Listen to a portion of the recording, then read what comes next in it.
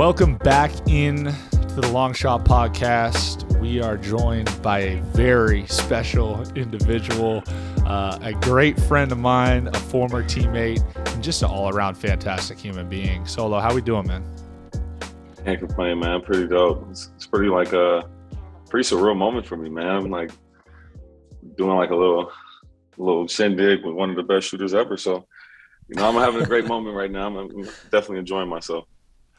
So I got to tell you, I appreciate you pumping my tires first and foremost. But we targeted you early on as somebody we wanted to have on this podcast, mostly just because of the person that you are, the personality that you have. So in my eyes, it's long overdue that you would join us. Appreciate it, man. Anytime you want me on, man, I'm available. I'm for sure available. I love that. So we actually just played against each other preseason basketball just last night. We're recording this on a Tuesday. And Solo, I got to ask, how did it feel? I know you've been back in Miami a little bit, but one of the first things that you were saying to our coaching staff was talking about, that you had your body fat down, you're keeping it down. How did it feel to be back in Miami competing against some guys, who you have a little bit of history with? It's always like a guy of mine in my career. You start to embrace those moments. Initially, I learned from like D. West to not shake hands in my first 3 years. I wasn't shaking hands with anybody, because it was about business. We was able to establish our own type of culture in Indiana. And then once I was able to go to New Orleans, and then you see the relaxed mode of things that were done there. It was kind of like, why am I shooting myself in the foot with these relationships? Because I'm thinking, it's championship or bust, like F everybody else. And I've been able to meet, it's the reason why I'm on this podcast. I've been able to meet and have great conversations with, some of the best athletes in the world. And it's breathtaking, even Andre, like for your first podcast and you do the introduction was almost a minute long for Andre. And that's cool. That's the qualities of life. It's not always about competing. It's about it's a brotherhood behind it all too, because we all had to do things to get here. And so just seeing the coaching staff and seeing everybody in Miami it's cool because it was that emergence of life again, of being a competitor. You want to win it all. They always ask you those questions when you want to get drafted is, would you want to average 30 on a bad team or be a part of something bigger than yourself, winning the championship? And that sacrifice was felt in Miami.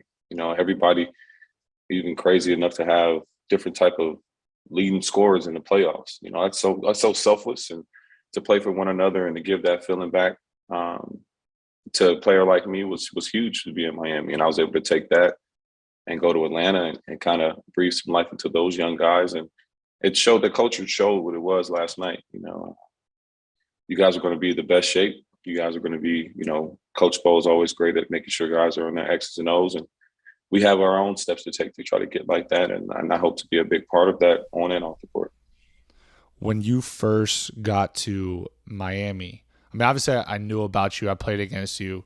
But probably the thing that stuck out to me the most, outside of like getting to know you personally and realizing just how great of a human being you are, was how you really leaned into your voice in the locker room. And, at that point you were what, 28 years old, 27 years old? Yeah, 27. I was in COVID. I turned 28 and 29 during COVID. So, 32, but yeah, I was 27 when I came there. So no, 28, tripping. Yeah, because it was a year ago. I keep thinking 2 seasons. Oh yeah. But I'm like, I'm tripping, man. But anyways, as a 28-year-old, to have the perspective that you have, what do you feel like shaped that? Is that something you just felt like you always had, or is it something that you just kind of learned and picked up from veterans before you and experiences that you had prior to? Most definitely veterans. I always say a lot about David West and speak highly of David West because he came to Indiana to win. PG at that moment was probably like easily top 5 player in the league. Once I had got there, to see the competitiveness of Lance Stevenson, George Hill is a vet. He's a pro. He's still playing. He's still hooping. and they kind of put that into me. In Indiana, the city is it's not bright lights, it's not entertainment, it's get your nose dirty. That grinded out nasty type of basketball was something that was put into me. And so just listening to trying to absorb as much as possible, even to this day. I think that's huge about who I am. I don't want to be one of those guys that are so into their own egos that I can't continue to learn, because there's life after basketball. And as much as I enjoy basketball, I think I want to be a better person than I am a basketball player. So anytime I'm in a room and I can listen to somebody or connect with somebody, I'm definitely down. I'm definitely open. And I would say that's because I had good veteran leadership. I think people talk a lot about, and I'm not saying you're a journeyman, but like you've had different stops. And I think people talk often about journeyman and it has a negative connotation that you've bounced around or whatever. But there's a reason that you've been valued every single place that you've gone. And there's a reason why when we had you in Miami, you were moving the needle, you were making a difference. And there's a reason why Atlanta re-signed you, re-upped you this year. And obviously it's your on-court stuff, but I think the value that you bring beyond on the court, it goes unnoticed to a level that honestly bothers me because of how much you were doing behind the scenes in our run. And I just think that it's one of those things that, like, if you know, people in the locker room understand it and get it. But for you, like, how do you wrap your mind around that? Maybe from an ego standpoint of like, you know what you bring to the table, but maybe you're not getting the recognition that you necessarily deserve. I always told myself the goal was to be a NBA basketball player. Of course, you want to be a multiple All-Star, all that stuff. But at the end of the day, my goal was to be an NBA basketball player, and I've been blessed to be able to do that for 9 years. And you think it's funny, but I sit here and I'm on a podcast with one of the best shooters, and keep going of all time. You know what I'm saying? So those are the things that matter to me. It's not, I don't need credit for anything. I love the way that I'm able to live my life. Because of, like you said, because you speak highly in that regard, I'm able to have conversations with like you, Andre Iguodala. I come here, from Trae Young to Lou Will, and that's where it's important to me. I think we're in the social media area where everybody wants to be seen, and I'm cool knowing that I can text you guys on my phone, or I can call you guys in real life. I don't need likes. I don't need people saying things in the media. I just like playing the game of basketball. I love talking to my fellow players and being out there, and that's fine with me. If I want to get a ring. That's the thing, is like, if I can help a team get to a ring, no matter how it is, then I've kind of helped accomplish my goal. But I don't do it for credit, and I don't need it. I'm perfectly fine being this guy, because I can always get a pair of golf clubs from you. I can get some investment, ideas from Dre.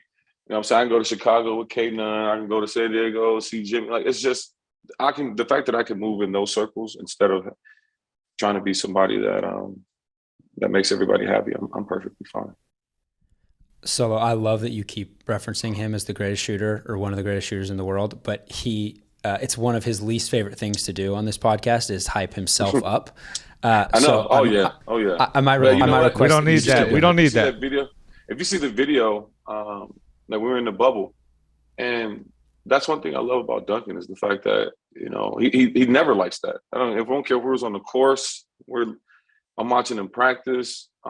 It's because he has good habits, and I know he don't care about, but I'm gonna do it regardless. I could care less what he say, because sometimes he needs that. He needs to just be like, yo, go out there and make 15 threes in the game, bro. Like, if anybody can do it, it's definitely you. So anytime I get a chance to pump him up, because maybe he could pass on some of that shooting stroke to me. You know what I'm saying? If you don't want it, I'll take it, bro. I'll definitely take it, for sure. Well, I think that just ties into what Duncan's saying. It's just what makes you a good teammate. Because he does, obviously you need people in your ear, you need people boosting your confidence. But on the flip side, you also need to keep him humble in times. And that leads me to the popsicle pic that you posted on Instagram of him. Can I just ask you what inspired you to share that with the world? Man, it was just like he be putting himself in these situations, and it just happened so fast that it just came to my mind, like, yo, what are you doing, bro? Like come on, bro. You really just, even the face. If you saw like, but that's him though. We were talking about, hey, bro, like you don't post anything on social media. Like, I'm pretty sure you got advertisement, like you got something that's out there. And he was totally against it, so against it, like just super against it. And to see him come out of show, it's like I'm for sure. I'm gonna crack a joke or two, because it's like, bro, I see you posting it, so they must be paying nice. But it's cool to see him come out of that shell, and when you come to humbling him, I'm gonna do my job. Trae gonna do his job. Spo gonna take care of that part too. So it's cool to see him in a situation where I feel like he's not even done yet. Like he's really like, man, like F that money, F all that stuff. Like I don't think I'm that good. And that's what drives him. And that's what it kind of humbles me, is the fact that like, dang, Duncan really think he ain't that super nice like that. And I can't even clip 40%. I'm thinking to myself like, dang, I'm just, but it's for me, I think he has to understand is that I really look at it as, wow, you're doing things that nobody's ever done before. And I'm gonna give you flowers regardless. I'm not gonna wait till he's 62 and his back goes out and they're showing clips of him on the Miami Heat, whatever Instagram page. But I'm gonna give him his flowers because I enjoyed and learned a lot from competing with him and practicing with him. I appreciate that. Hey, but that popsicle, don't do that popsicle thing ever again, bro.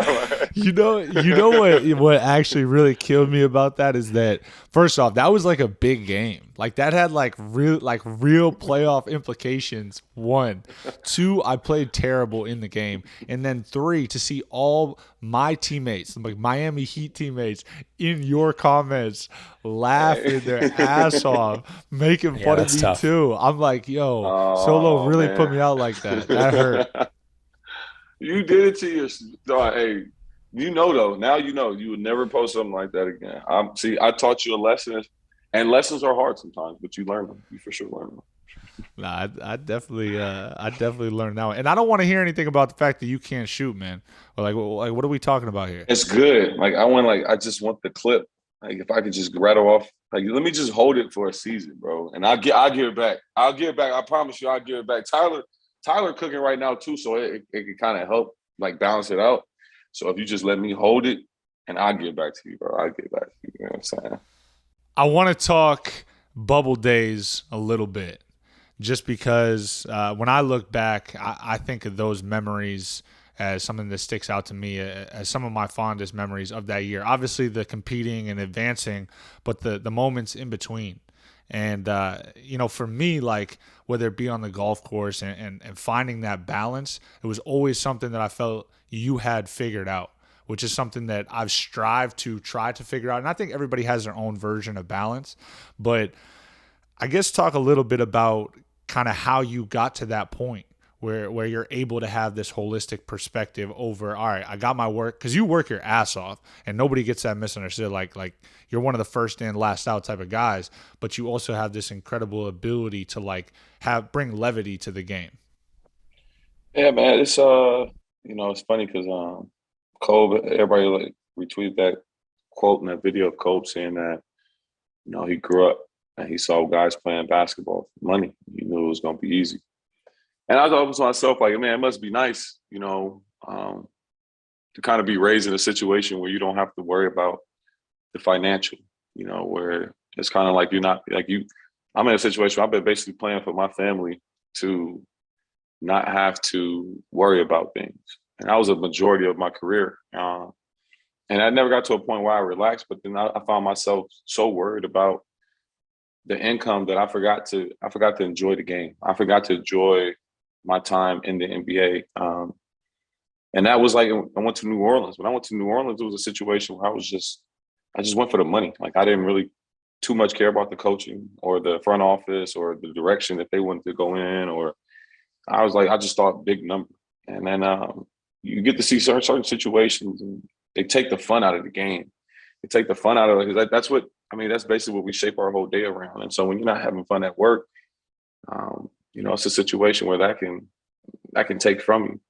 And so being able to go to like a Memphis and see the young guys and the energy in that building, and then to go on to Miami, where I say, you guys basically, you helped me out, not just for the basketball purposes, but also like in life. You don't want to be a guy that's tried to get to the NBA your whole career and win. I mean, it wasn't just get to the NBA, but win a championship. And my first year, we was in the Eastern Conference Finals against Miami. And we had the best record in basketball. We were like, yo, we're going to get home court. We're going to get home court. You know, we took them guys to Game 7 last year, and we played on the road. We just need to get home court. And we got home court. We lost like the first game. And it kind of just sent shockwaves through the team. But then you think that that's your career. You think you're going to compete for a championship realistically every year. Guys get traded, you know, situations happen. And then you're like, dang, can I smell the playoffs? I come back to Miami, put me in a situation where I'm like, you get your work in, you're going to be ready. You know, staff is going to make sure you're ready. So I'm in a situation where all I got to do is show up at the times I'm supposed to, work my ass off, and then why not? You know, why not go and be able to have fun? And because I'm a person too. I'm a basketball player second, but I'm a person first. And so I had to, because I'm just naturally, you know, I won class clown in high school. I feel like I beat a lot of things outside of basketball that I'm not going to be I can't be super serious. I kind of have to smile about it because I'm thankful. I'm thankful for the opportunity I get to play basketball for a living. So in the bubble, I love the bubble.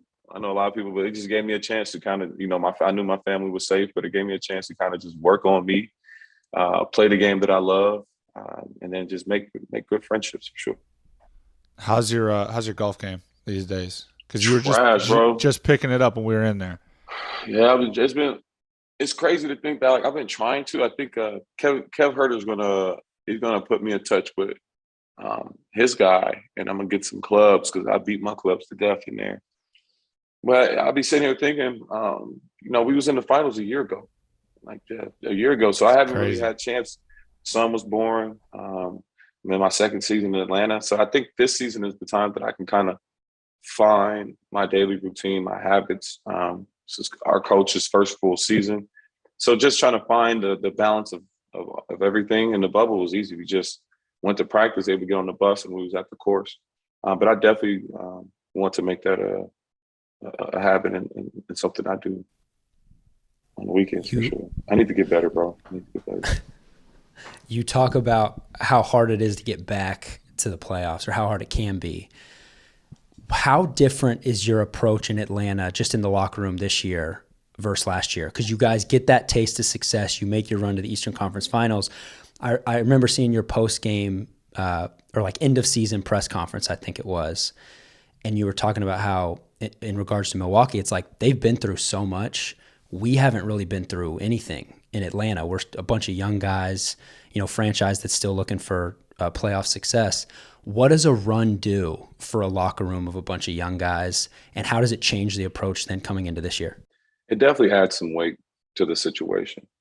I realistically thought that we were going to win the chip last year because we were such the underdogs, even typical in the way that we were in Miami. And there's a situation where everybody else thinks we're the underdogs, the media, all these things. And it has a weird way of affecting the people that take in that media. You know, if analysts say that your team's going to win 90% of the time, you know, and you see that, you may relax. You may be like, oh, it should be easy, blah, blah, blah. And then we go on and we make this magnificent run because we're just doing it together. Now that we're not the underdogs, that pressure to go out there and deliver is already ready from the jump. You know, and I spoke about even Miami's situation. For us to go to the finals and get swept, it's like, yo, we just walked into a preseason game against guys that are not only in the best condition that probably an NBA player can be, but then also they have this thing hovering over their head of like they just got swept by a team that they basically we almost kind of embarrassed, you know, the years prior. So it's kind of like, as you can say it, but for us to have that game yesterday, yesterday was huge for the mental. It's kind of like that wake up call that we need, and I love the fact that we started the season like that, because a veteran team, you can kind of say things and they understand it, especially if you have guys like Andre Iguodala, you know, Jimmy Butler, you got UD, you know, you got these guys that are like cornerstones to winning championships. I say Jimmy is a cornerstone to winning championships just because of the way that he plays the game of basketball. And so with our young guys, it's kind of having them understand the roles that we need to fit, everybody kind of doing their job, and that pressure to win from the first game, not halfway through the season, but that first game is something that we can only experience. And we look forward to that challenge. I think we have a lot of young talent that is thirsty to go out there and put their imprint on the game. But it's something that we have to just go through. We talk about Philadelphia, we talk about Miami. It's like it's a constant day-to-day effort to get better. And this is not just for a year, but this is over a span of like 5 to 6 years. So, luckily we've signed most of our guys to longer year deals, and we got the core locked in, and we just want them to lead the way. And I'm gonna try to do as best I can and let them know that, hey, every game's important now. Seeding's important. All those stuff is important because it's a regular season. It's crazy, but I've been reminded over the last 12, 14 months more than any of how it's just a what have you done lately league, and that people don't really care. For example, I'm just using the Hawks because obviously you're a member of them, but like you guys went to the conference finals last year. I mean, that doesn't mean much for this year. Like now all of a sudden you just have a target. Like that's Yep. really all that means. And it certainly, it doesn't necessarily carry over. No, that's factual, bro. And that's why it's like you have to be ready mentally for. There's going to be some dark days, and that's not to say like a span of a week of losing. No, it's when we're getting our butt kicked in the second quarter in Denver, and it's like, yo, what are we gonna fight, or we got New York on Christmas Day, and the ampness and it's not as much COVID. The seats are going to be closer, the fans are going to be closer. You know what I'm saying? It's now that atmosphere is going to be different for certain other guys, and it's not going to be the same relaxed type of thing. It's real. Targets are going to definitely be on our backs, and people are going to want that, because there's some attention coming. I think we had one TV game last year. Now we got more than 7, and so it's like you said, we have to keep showing up every year, not just have this one run, and then go back to nobody remembering us for another whatever amount of years. But that target is there, and it's big. You talked earlier about your decision to go to New Orleans, and obviously, you had a great deal there and had a big payday.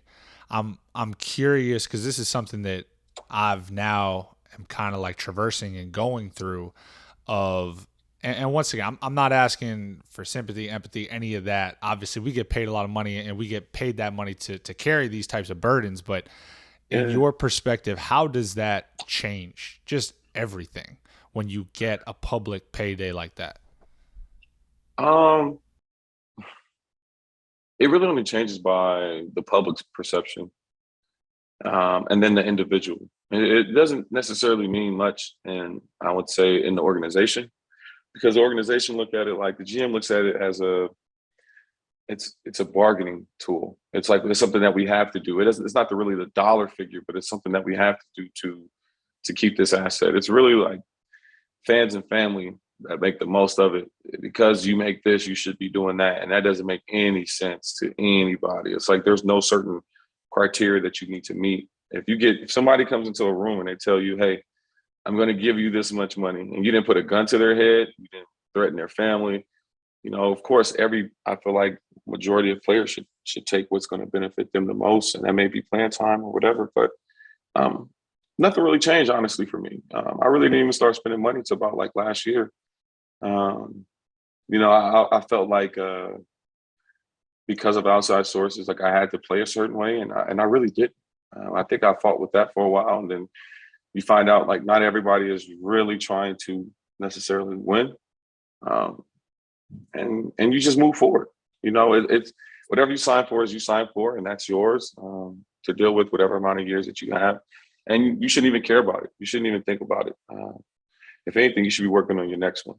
I think that's something I felt to do was like work on that next one, but nothing really changes. I mean, you just got to watch your family situation. Like me, you watch family. And you just have more adult toys, I mean, adult toys like race cars and drones and stuff like that, but nothing changed, bro. You don't have to change anything about who you are or any responsibility about shooting or scoring.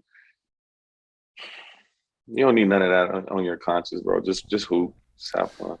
Nah, I think that's interesting though, because like when you have, at least I've felt this way, right? When you Mm-hmm. get paid and then all of a sudden there's like this expectation of, all right, well, like now I gotta come, do I have to come back a different player? Like, do I have to do something more than what I've, obviously I have to continue doing what I've done, but there is like this weird, this push and pull, because yeah, you're saying it's external, and that's what I felt more than anything. It was interesting to hear you say Mm-hmm. that, because I felt like I personally haven't changed. The way my approach hasn't changed. People around me, not much has changed. A little bit here and there in terms of Mm-hmm. how I'm treated, or whatever. But like the biggest thing is like that external pressure. But it's hard to act like that's not there, because it is, whether you like it or not.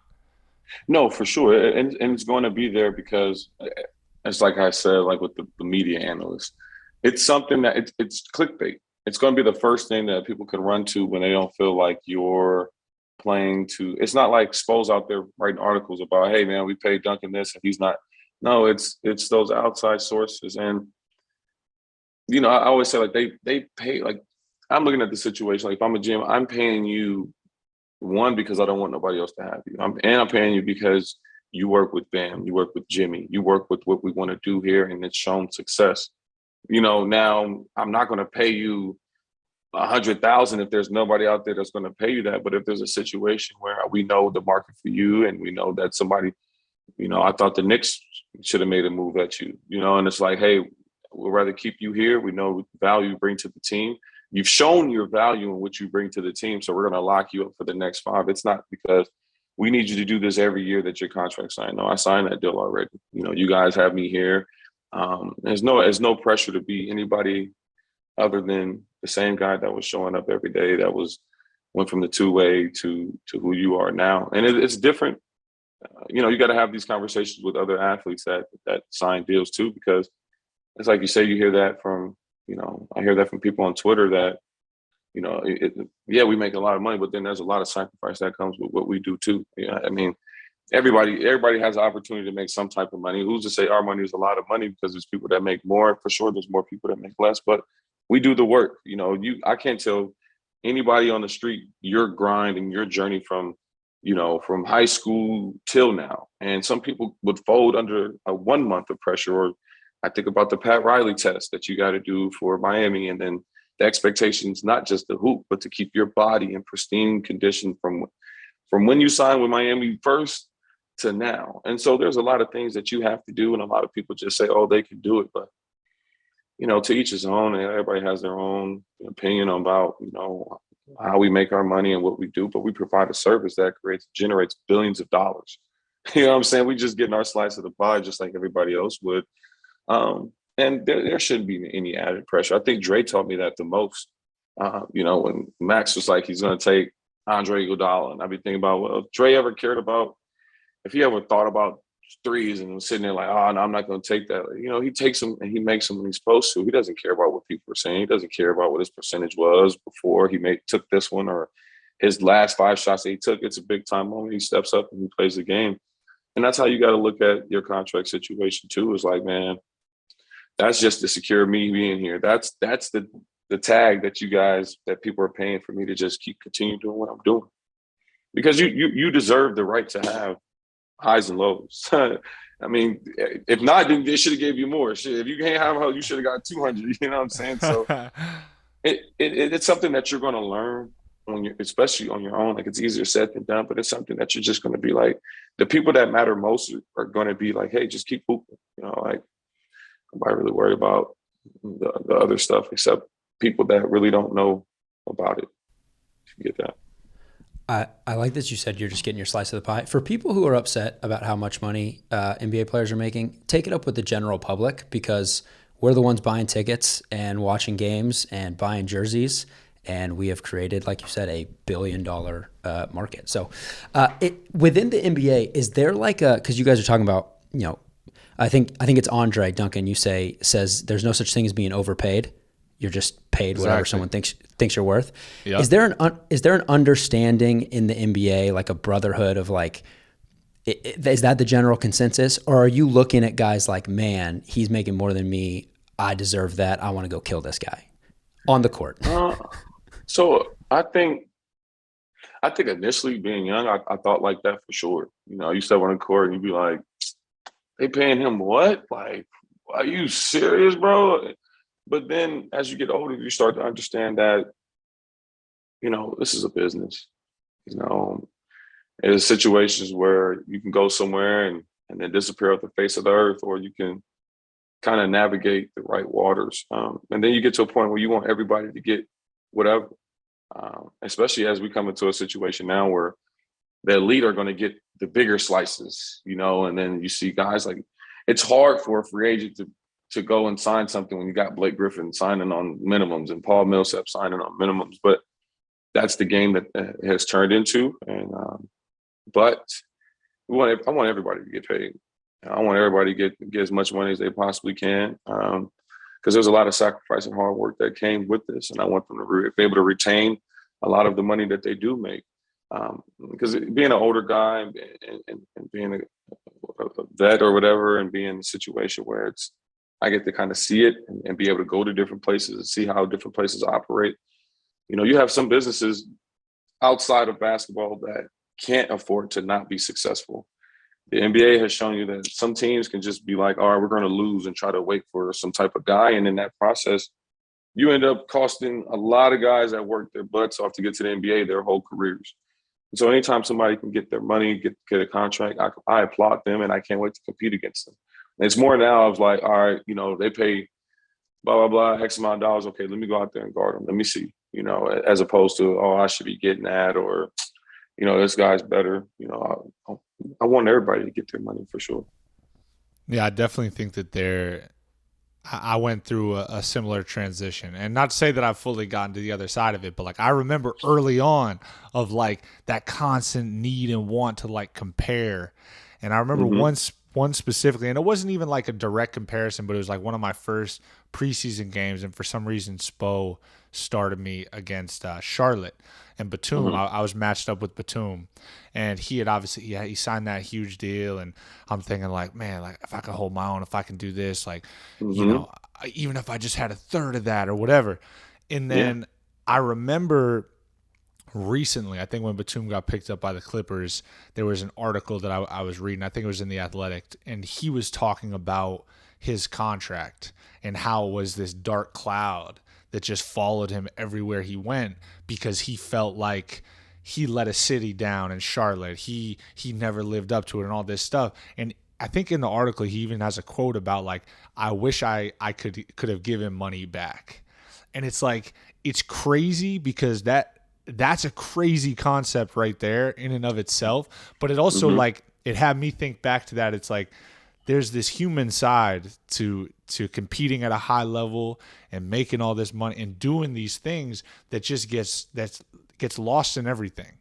And someone like Batum, who's now like had a little bit of a resurgence in his career, and it's just interesting to see like, he could always hoop and add value, but it's like when you have this like metaphorical weight, it adds a different dynamic. It really does. For sure it does. And you got to even looking at that situation where I put it in perspective of, okay, Batum says he thinks he let that city down. Okay, even Batum's out there doing everything he's supposed to. If you don't win a championship, what are you doing it for? You know what I'm saying? Like, if you don't win it all, then you're really letting the city down. Like that, the city wants a championship. They don't want to compete because you look at Philly's situation. Philly's a situation where they're competing at a high level. They've been in the playoffs, but now the city of Philly's like, that's not enough. So no matter what you do for a city, even if you win one, they want another one. So for him, that's tough. I hurt for him thinking that he feels like he has to give money back, or that he played the game of basketball, man. Like you win some, you lose some. And then the situation now where you see a guy of his caliber signing, and now he feels freer because it's I'm not getting paid $10, $12 million, $20, $30 million to go out there and be Kawhi or PG. I get to just be the guy that like helps them and no weight added. So it shows you even the most humble, like the most active of people, or the people that are highly regarded, feel that way too. And you don't want that for anybody. It's almost like you should get signed and just put that money somewhere. But the fact is, it goes public. Everybody gets to see it. Everybody, like, when they're going to write an article, they're going to tell you about how much you take above the salary cap and this and that. And it's even funnier now because the money has changed. People are getting paid more. So now how do you gauge how much somebody's making when everybody's making $8 million plus or $10 million plus, when it was $10 million was like, oh my God, this guy's making that much money. Now you're starting to see that streams of income are going to just change the way that we value the dollar and how people think about it. Because you see guys like Steph Curry relishing that moment of being like, yeah, give me 50 million. Watch what I do with it. Like, I'm not worried about none of that, bro. Like, I'll take whatever you want to give me and I'll go out there and hoop. So you see certain guys that go through that, and that's a public service to people like ourselves. It's just being like, yo, just go hoop, man. It's $1 billion business. Somebody's gonna get some money. Like, somebody's gonna get paid. And then there's guys that you can look at and be like, man, this guy got paid $100 million and nobody even talks about him. Like, he's not even in the league no more. And nobody seems to care anything about that. And then there's one particular guy that just had the same situation, and they'll kill him in the media. But don't worry about that stuff, dude. And I hate that for Batum. Man, get all your chips, man. Because who's to say that Charlotte did you the best service in how they approach the game, man? So you can't. There's no one guy that can make or break. I mean, there's a couple like individuals that can make or break a team going over the top, but for everybody else, it's like, man, just get what you came there for. Do your job, try your best, and then you move on. That sentiment of like, get yours, worry about yourself. Like, I feel like that's been told to me through so many different perspectives of veterans, and there's like this constant message of that. Do you feel that that's more of like just a veteran, older, hardened, cynical approach, or do you think that's just a more like realism approach of like, this is just what it is? And I think it is what it is, because you have to change the game. You're starting to see instances where guys have to do for themselves. It's not the league anymore where you can be on the team for 8 years, go to another team, be there for 5 years, and then have 13-year career you've been with just 2 teams. This is now a situation where your elites are getting paid, and then you're just shuffling the role players. You're looking for the best possible combination that you can. Some teams are blessed than others now, and then with the increase of revenue, you're starting to see teams be able to hold on to 3 pieces, 4 pieces now, and then the shuffle will continue to remain with the rest of the lineup. I'm pretty sure even with your deal, you're going to be in a situation where you see guys, high value guys, come in maybe towards the end of their career and sign a year deal, a year or 2 deal, because they're looking for that right combination of guys to place around, yourself, Jimmy, Bam. And so you have to be in a situation where teams are going to look out for themselves. That's what they're going to do. As much as we don't want to believe, it's a business, and the owner of the team is a billionaire, and this is something that, is going to be in the family, or they're going to sell for another $1 billion. You have to be in a position as you look at yourself as a business as well. They're a business. They're going to put themselves first. You're a business. You have to, in a sense, put yourself first too, because nobody's going to pay you back because of what you did. Nobody's going to be like, he could have signed for more, but he gave us $10 million more in the cap. You know what? We're going to give him a $10 million birthday gift. It's like, no, they're going to keep that money and they're going to spend it somewhere else, on something that they think is best, or make a decision that's best for the team, and not necessarily Duncan Robinson. And I'm not saying that in a particular type of team, but when it's all said and done, you have to kind of have to fight for your own spot. You look at the madness and the media hype behind Kyrie, and him just trying to be whoever he is, and teach his own. You know what I'm saying? Like, everybody wants everybody to just fall in line and do what they're supposed to be told. And you're going to have guys that, that do things differently. I think they ran, what was his name, Muhammad? They ran somebody, I forgot his name, but he was stupid nice. It was like Steph Curry back in the day. And they ran him out the league because of their perceptions of who he was as a person. Go ahead.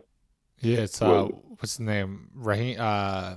Oh my gosh, what is his name? Little guard. You're saying he was just in the Big 3. Big three, bro. And it's perception of you think that all these guys, 400 some guys, you think everybody's just going to be so easily to conform, regardless of whatever you think is right or wrong. We're people. And you got to kind of just live in that world of like, hey, because you only got yourself here. I didn't get you here. I mean, as much as we want to give credit for everybody, I know Miami, he's going to be like, they're going to feel a ton about how they got, but it's a situation where you are the business. When it's all said and done, you have to look out for you, and trust that the team that you're working with is looking out for you too. At World Financial Group, their mission is to help individuals create the life they want to live while protecting their loved ones and planning their financial legacy. Their licensed agents focus not only on helping you get a better understanding of financial concepts and products, but also on creating a strategy to help you get ahead. Interested in connecting with a licensed WFG agent? Go to their website at www.worldfinancialgroup.com/longshot to learn more.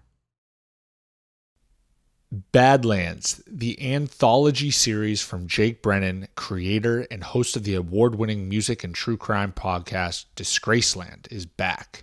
Badlands Season 2, Sportsland launches on September 22nd with more edge-of-your-seat stories that blend hardcore history, true crime, and transgressive fiction. In Badlands Season 1, Hollywoodland, Jake told you the untold stories of the Hollywood royalty. And now, with Badlands Season 2, Sportsland, Jake explores wild tales and crimes from some of the most famous athletes in the world. He'll look at the shocking rise and fall of sports legends like Mike Tyson, Oscar Pistorius, and Aaron Hernandez. He'll also uncover some dark tales like the shocking murder of downhill skiing sensation Spider Sabic, the complicated mythology of outfielder Ty Cobb, and why boxer Sonny Liston's ties to organized crime drew the ire of none other than Attorney General Robert Kennedy. If you love true crime, sports, and Disgraceland, then you're going to love Sportsland. I'll tell you what, Dave, sounds like a great combo to me. True crime and sports. That's just a match made in heaven right there. So make sure you listen to Sportsland and the shocking rise and fall of sports legends every Wednesday, everywhere podcasts are available, or binge the whole season now, exclusively on Amazon Music. I want to take this a different direction real quick. You mentioned Miami Heat, fan base, culture, all that stuff. I want to talk a little bit about you leaning into your presence on NBA Twitter, because you've become a little bit of an NBA Twitter legend. So just talk a little bit about that. You know what, man? I had to give Miami Heat fans tremendous credit, because at first I was, iffy about getting on Twitter or being very active on Twitter or social media. But even like Instagram, TP did a nice job of just like put on there. And then on Twitter, it's kind of, it's certain characters that's on Twitter and certain people on Twitter that kind of just, they got it going for me. And I feel like I'm a funny guy, but you always got to tee the line. But Miami Heat Twitter has done an excellent job of creating a fun atmosphere. You get with this social media, being in the social media era, everybody, we all as players, I'd say, I speak for myself, is that we give more attention to the negative. And I had to tell myself that, and being in New Orleans and dealing with the same thing that you were talking about as far as the financial, and everybody saying this and that about it, it's like I would just give my attention to the negative instead of seeing the positive.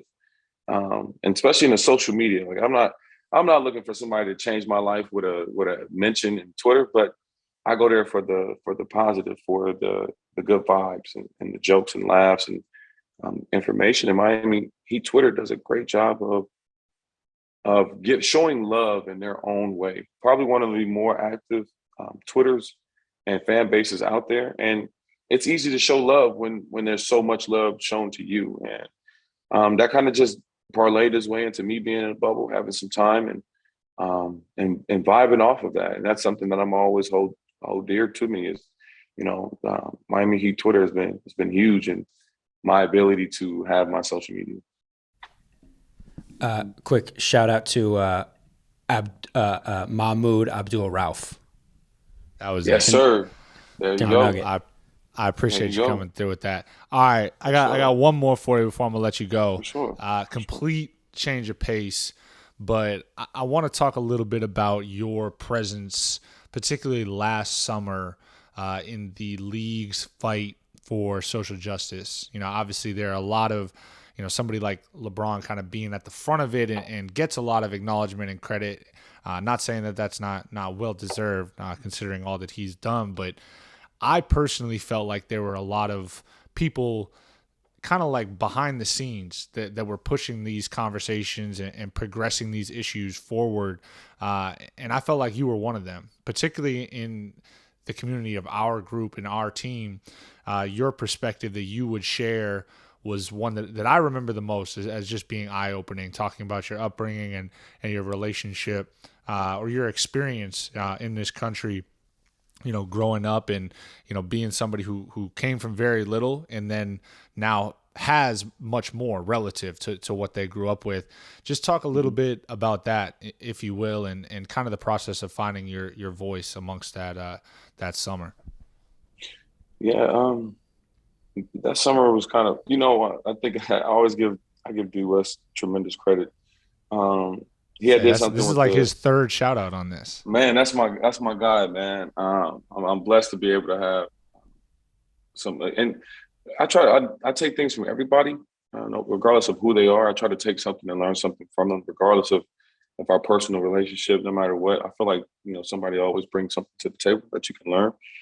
And he had said something with the NBPA was like, shout out to everybody that had something to do with where we are today.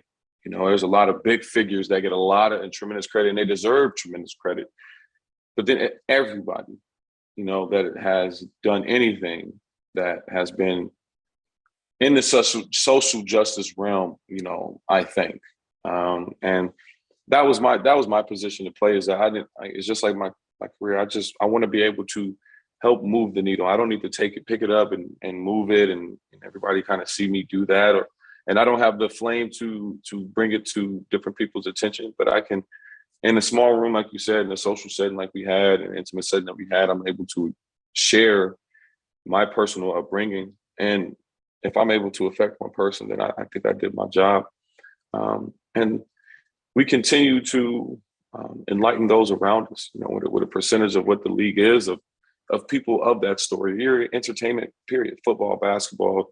One of the biggest things that, you see on draft night is people like to talk about where the kids came from, with their mom, their dad, what type of house they lived in. You see some of the guys that go viral because they were in foster care or they didn't have a house, they were homeless and they fought for this. And for me, it kind of just evolves into that, like a hamster wheel, like the cycle continues of, we keep getting these athletes that come from like nothing and give them and turn them into something. And it's kind of like we keep celebrating them overachieving or accomplishing something, when it's like, hey, how about we give them other options? They don't have to be the one athlete that makes it out of, because there's other people that went to their school. If we're talking about their success and they were like this, they went to a school of 20,000 people, 30,000 people. What about the ones that didn't make it to the NBA or the ones that didn't make it to the NFL? What are their chances at life or a good quality of life? And those are the people that I'm fighting for, because like even the role players in the NBA, and you have a life to who you are. You have an ability to change and affect your community. And that was it was a big moment, I would say, in a sense of we was able to come together as a team, as a unit in the NBA and have, that discussion in the bubble. We didn't have every team there, but to see everybody come together like that was a beautiful sight for me. And for us to come together and come up with decisions, it showed what the NBA had lacked prior to that moment, and that was togetherness. Because we're always competing against each other. You never have a moment to really come together for something bigger than yourself. And I hope to continue that dialogue, not just within the NBA, but with my friends, my families, and my local community. But that was something that is and has always been kind of big to me. Well, I appreciate that, Solo, and I appreciate you coming on. Like I said, long overdue. You were a highly anticipated guest, so thank you. It's true. Thank you for joining us. Man, I appreciate y'all for having me. And man, I'm looking forward to chopping it up here soon, maybe in Atlanta or something. We can grab some dinner. I don't know. Bro, I know you're a busy guy, so we'll see. Probably after I celebrate my third Central Division championship in a row, maybe we grab something to eat. Whoa. ballpark down there or something. You know what I'm saying? Whoa. Maybe you know what? Maybe after the finals, we could grab lunch in Greece or something. I gotta ask PJ with some good spots or something like that. But yeah, bro, I got time, man. You know, I'm here. I mean, I see you in like what, a week and a half. I get to be blessed with your presence again. Yeah, so anytime, man. Thank you. All right, my God. Appreciate you coming on.